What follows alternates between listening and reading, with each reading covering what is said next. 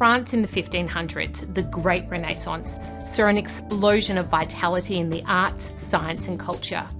This rebirth cultivated huge change in knowledge and revitalised society, marking a turning point in history whose effects are still being felt today.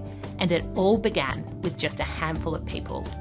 Now, over 500 years later, here we are at the beginning of something new, the next wave to help revitalise society, the spiritual renaissance, with two people driving change, sharing their deep learning and knowledge with us so we can all live a more meaningful life. Hello, Ian and Pearl Rogers. Hi, Carla.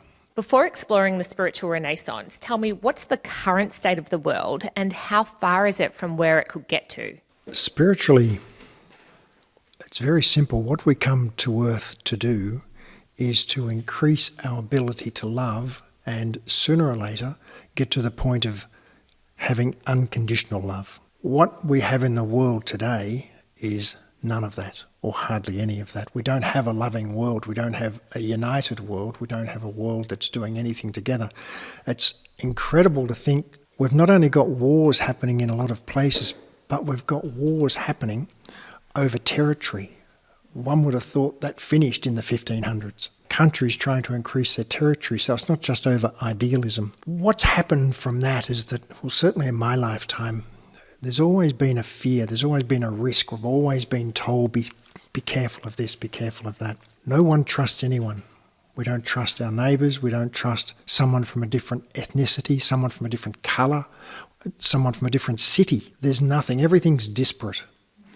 So it's very hard to love when we don't feel unified or as part of one with anything or anyone else. So what's missing is that unity, what's missing is that ability to love and to learn how to love, but it's made worse because the leadership's gone. During approximately the 70s and 80s, people lost faith in government. They lost their belief, they lost their trust. Following that, they began to lose faith in their churches because of the actions that weren't any different necessarily to what's happened through history, but they came to light much more about the way that members of the church treated mostly young people. The world thought there'd be a great hope in organisations and they'll lead the way for us. That was never going to work because they're led on a short-termism basis for the good of the organisation, not for the good of society. What's left? There are no institutions or nothing left to bind, to bring together as one, to cause a unity so that we can start to even think about loving anyone beyond ourselves. What's lost, therefore, is unity, the ability to love, and a framework of trust and something that all people can adhere to in the simplest way without fighting over ideals. So from there, what is the spiritual renaissance and how is that going to unite us and teach us to love? Well, as you said, Carla, the French Renaissance was a time, in the 1500s, it was a time that brought people together. Renaissance means rebirth, it means change. It brought joy, it brought upliftment, it brought invention, it brought art, it brought history, it brought architecture. It brought joy and happiness into the lives of people. And it brought, the use of the classics in that time helped to uplift people's faith. And the spiritual renaissance is no different. It has been in the planning since that time, Carla. And it's been in the planning and in the knowledge that it was required at this point in time since the time of Egypt. The spiritual renaissance today is a bridge. It's a bridge between the spiritual world and the people. And why is it needed today? And why did the spiritual world know it was needed today? We have today the world in a terrible state. We have human beings in a terrible state. We have sickness.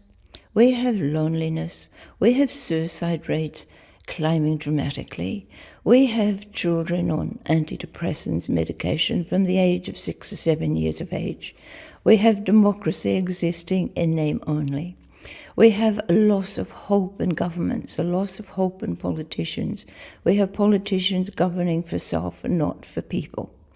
So we're at a point in time where we have to make change. It's been thought and it's believed by some people that Jesus would return around about this time.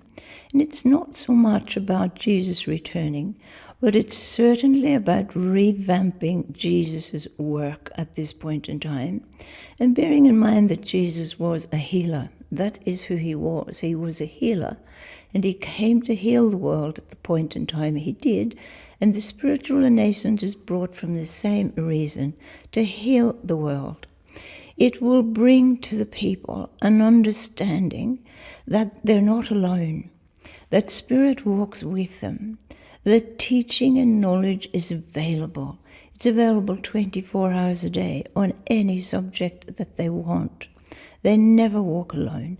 It brings a set of values, to bring values into people's lives, to intervene in their own mind, to help them to understand their selfishness, their envy, their jealousy, their greed, and to understand that everything is connected in the universe, that we must look after our climate more, we must look after our environment more, we must look after each other more, we must build a unity within ourselves connected to Spirit, and a unity within each other, an equality, an understanding of each other.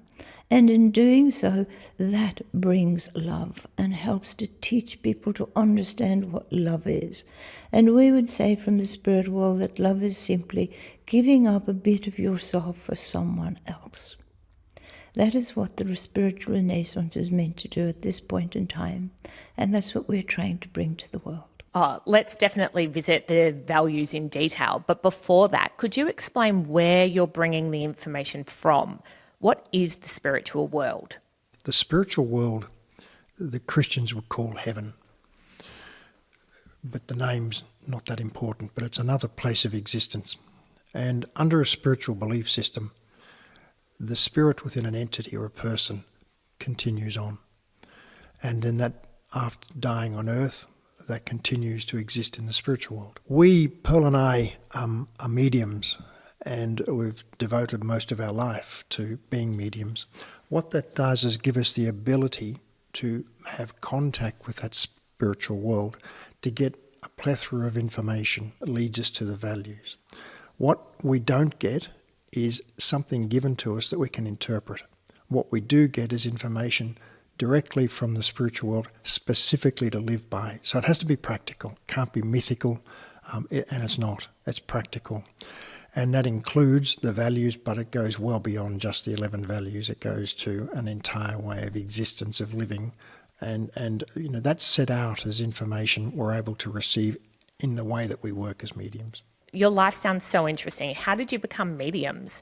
How did you find yourself here delivering information for people on earth from the spiritual world? Through a long and interesting journey. I was brought up as a child in a religious background. I was raised in Ireland, in perhaps the country where religion is very important to everyone. And I was brought up going to church every Sunday, Bible class, Sunday school, all of those things. So I was very, very familiar with the story of Jesus.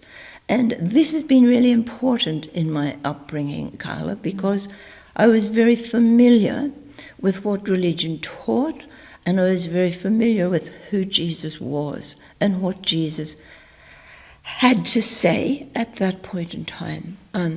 As a child, I was fascinated with the concept that Jesus could walk on water. Mm-hmm. And I recall going to Sunday school, and in the property where I was raised and brought up, there was a river at the bottom of the property.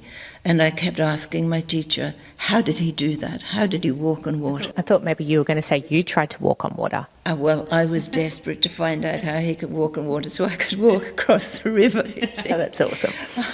But from there, having left Ireland when I was 18, from there I became involved in the spiritual church as such in England, the Philosophical Society.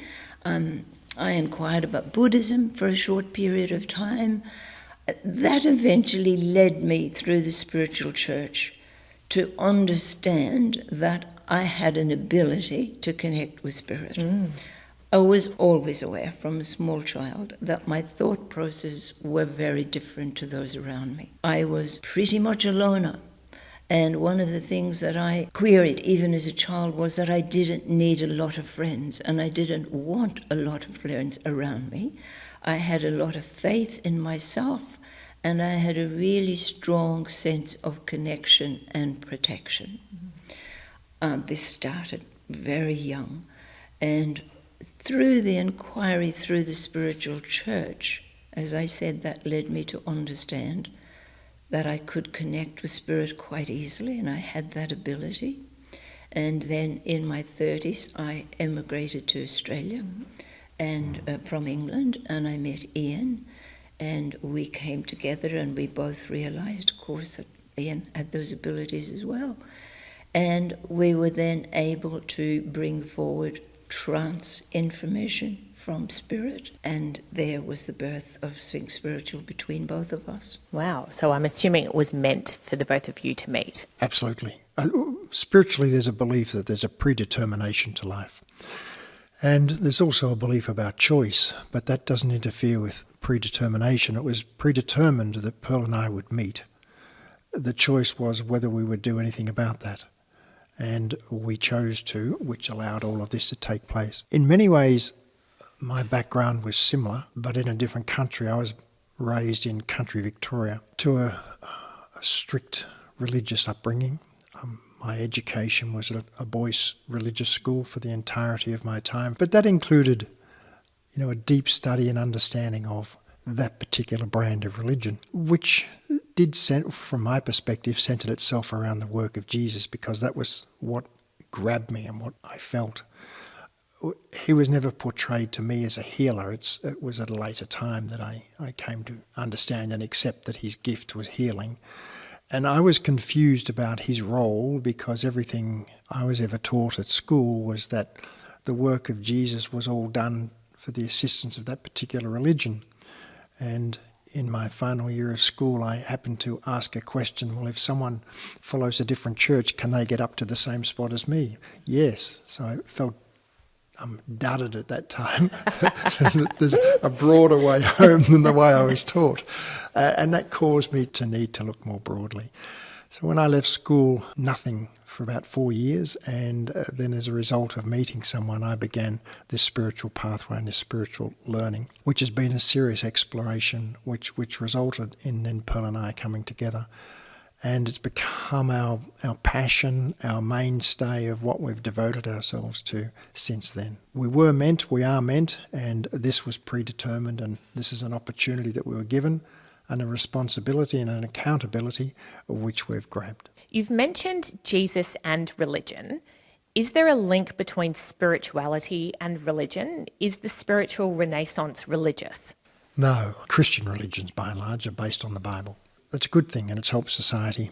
But what it's based upon is an interpretation of the Bible, man's mind, saying that means this, that means the other. And then it's taught as a rule.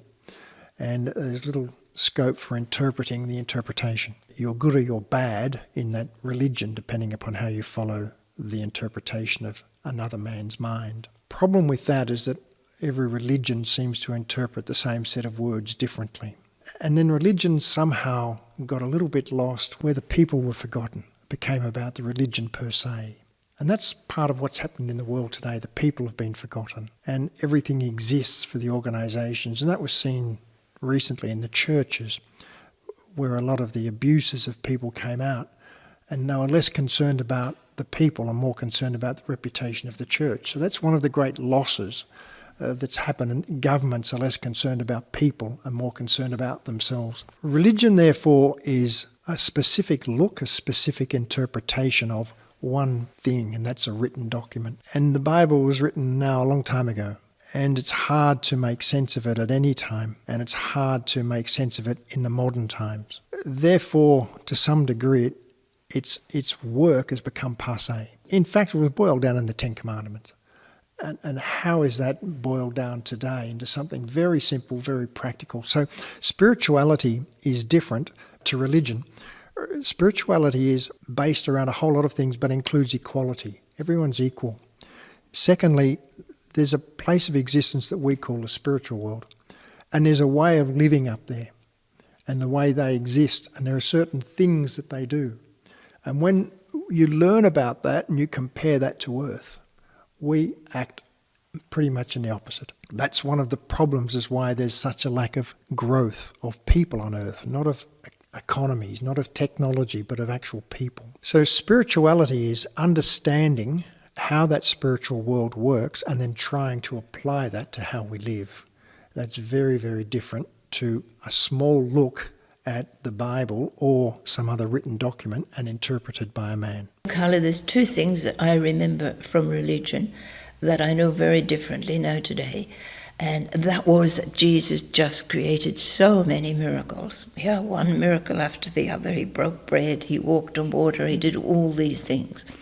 We know today with her teaching that none of that was a miracle at all. Jesus was such an evolved spirit, and is such an evolved spirit, that all of what he did was the use of energy. The use of energy in a way that even man has difficulty understanding today. It wasn't a miracle. This was his job. This is what he was able to do. He could walk on water because he was instantly able to remove his weight, to make himself weightless in energy.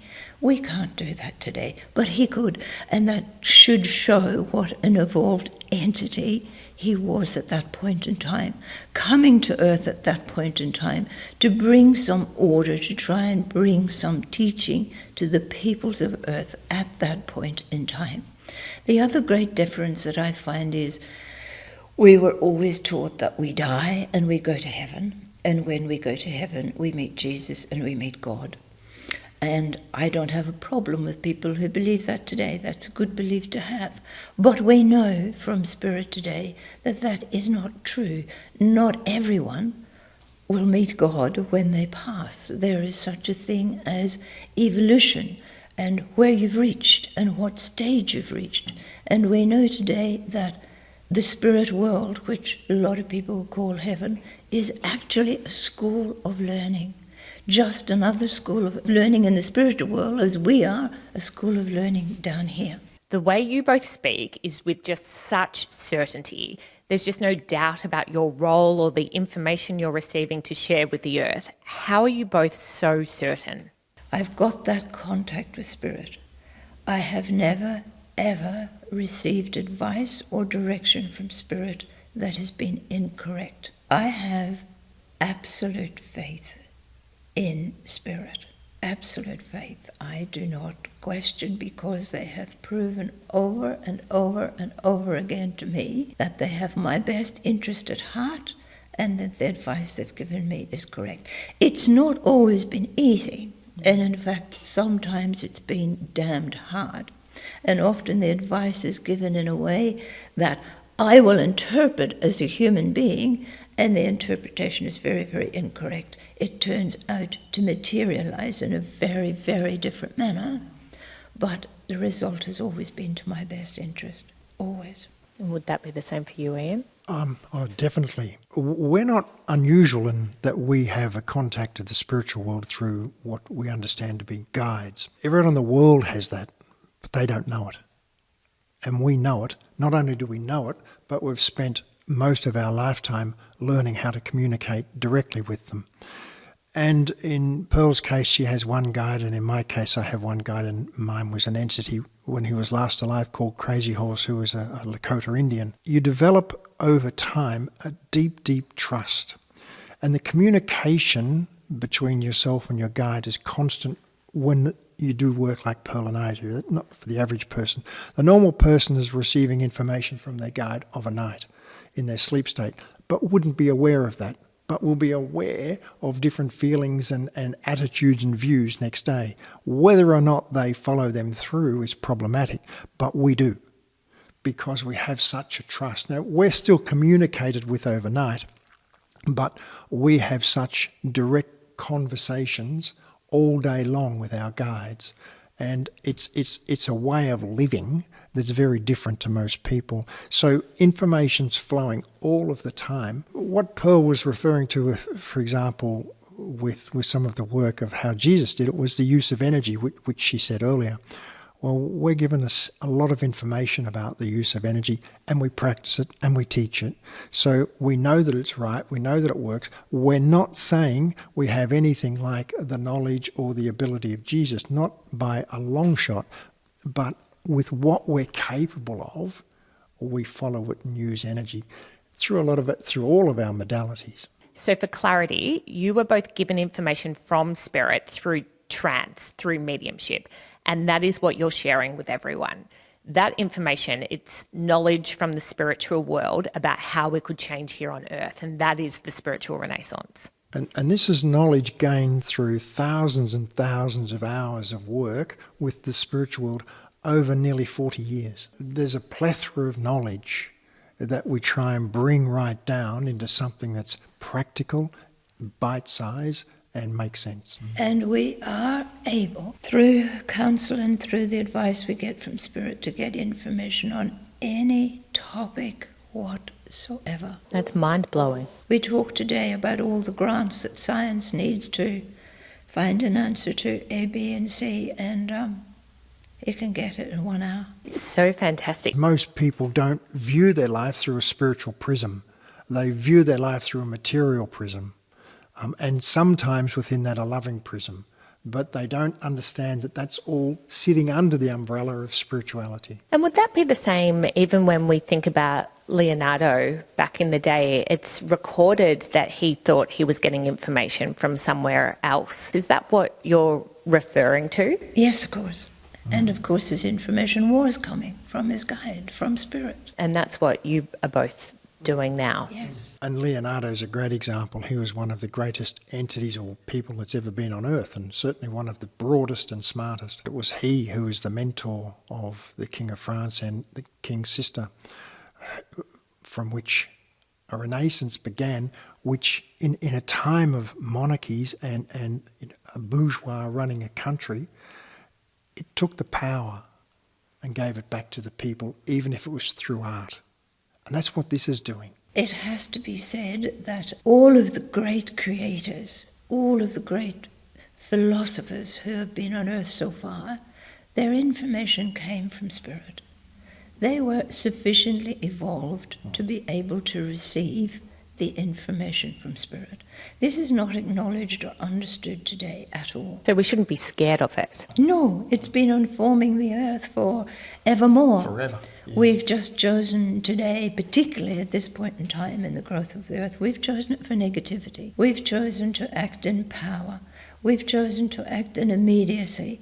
We've chosen to act and live life without pain, to apply as much avoidance as we possibly can. And that's diametrically opposed to what the development of Earth is meant to be. So if this Renaissance was meant to kick off in the 2000s, does that mean we were meant to go off track? We weren't meant to go off track. It was known that we would go off track. Oh, we're that predictable. Yes. That's a shame. Oh yes, don't believe that you make decisions by yourself, because you don't. Well, if that's the case, could you map out the timeline for me? So if it was always supposed to be the 2000s, is that why you could kind of feel the negativity and leave? If we view it slightly differently, the world's always been at war with the world, with Earth. That was never meant. There was always meant to be a unity and a working together. But that requires a focus, and it requires a leadership where that becomes paramount. Leadership became about fighting for land, about fighting for wealth, about increasing your wealth through the ownership of land, about treating people as serfs or slaves so as to increase the rich's wealth. That's not equality. That's nothing to do with spirituality. The world went off track with its lust for power.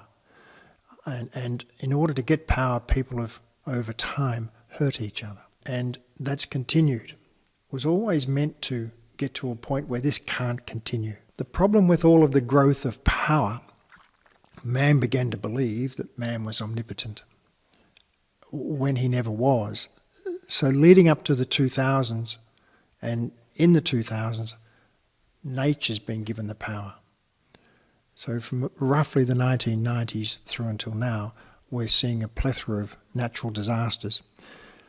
And what that's meant to teach us, or teach certain men, is that no matter how powerful they are, no matter how powerful our atom bomb is, it can't stop the wind, can't stop the rain, can't stop the sun, can't stop fire, can't do any of those things. And in the face of calamities, it's caused people to need to work together. The problem with that is that the disasters have been so prevalent that it's forgotten and we're just on to the next disaster. So it's almost forgotten that we're in this together and there are things greater than man. And the diversion away from making money upsets too many people. So there has to be another way. And this was meant to awaken society. And these financial disasters were meant to bring with them some form of chaos. Because there's no leadership, where does the normal person get their leadership? Where do they get their direction? And it's in something like the spiritual renaissance for those who choose that that's for them. For those who do choose it, how does it work? And for those who don't choose it, how does it impact them? Well, it's a little bit like Jonathan Livingston, isn't it? It's one person changes another. And it is difficult to live your life to a certain set of values. If you're not ready in your evolution to want to do that, or you have a great deal of anger within you and you don't want to give that up for whatever reason, it's difficult to live to values for those people. You know, if you look at the world, Carla, pre-war, last war, and post-war. Post-war, there was a great change in society. And sadly, I often see that as when scientists were requested to make drugs. So much of our world has gone astray since that point in time. If you look at our own country, Australia, and you realize the millions and millions and millions of people who are on antidepressants daily, the children as young as 8 and 9 years of age who are on antidepressants daily, who are on personality-altering drugs daily. And this has come about because of what I said earlier.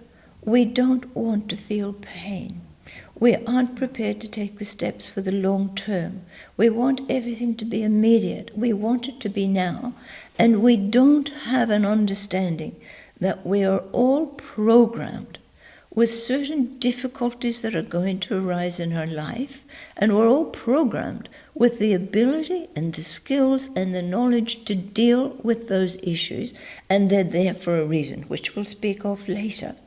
If we can teach this to people, they won't need antidepressants. Well, that's life-changing. Of course it's life-changing. How does becoming more loving solve all of our problems? How is that the magic solution? Love's an outcome in many respects, and there have to be certain things happening in your dealings with people. One of the things that Pearl's referred to a few times is anger. You can't be loving when you're angry, and we spend most of our life being angry at someone else or something else. Therefore, love's out. Love is a condition whereby no matter what else is happening, you want to give. And you want to give to someone or someone's else. That's why it's so good. Unconditional love is, notwithstanding what's been done to me, I still want to give love. So it seems like there's a lot of support down here to help teach us about love, but the values that you've been talking about are a pathway to creating this unconditional love. They're critical. So I'm so looking forward to exploring these with you in more depth in our next conversation. Thank you so much. Thank you, Carla. I hope you enjoyed the first part of our discussion with Ian and Pearl Rogers about the spiritual renaissance. And part 2, we go into more information about the spiritual values. Look forward to seeing you there.